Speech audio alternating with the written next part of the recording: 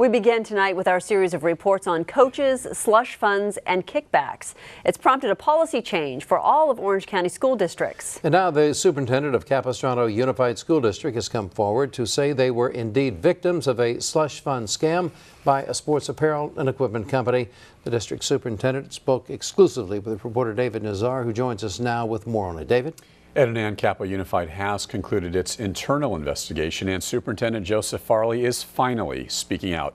Dr. Farley says over the course of the slush scam, some of his district employees were involved. Now, he won't say how many, but Farley does say that their internal investigation revealed the employees did embezzle school funds. Of course, this all stems from financial records first provided to us by Irvine couple Teresa and Jeff Sando back in April.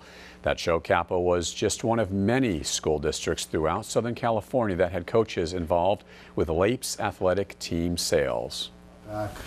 For 3 years, Teresa and Jeff Sando claimed they had records proving coaches across Southern California used slush accounts to make purchases their districts did not know about.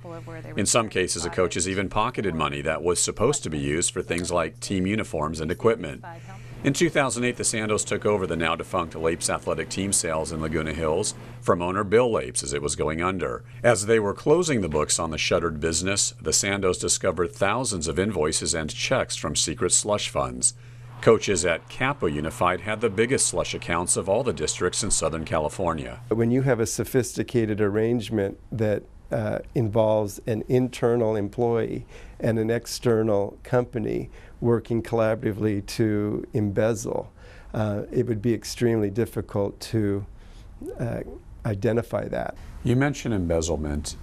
Looking at the big picture, how much money did your district lose over the years because of this scam? I can't say definitively how much we've lost over the years. The allegations go back to 1992, but I would say generally hundreds of thousands of dollars.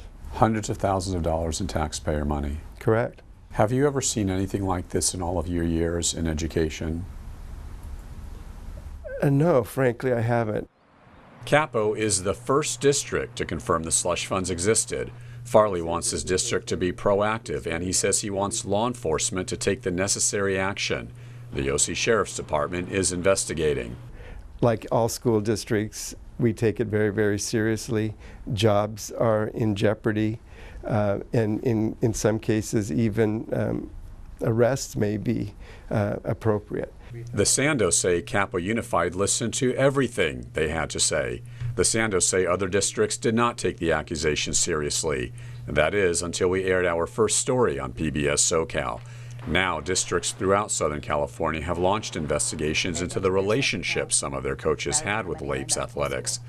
Donna Pinsack says she saw our reports and now has a responsibility to the districts and to the taxpayers to also speak out.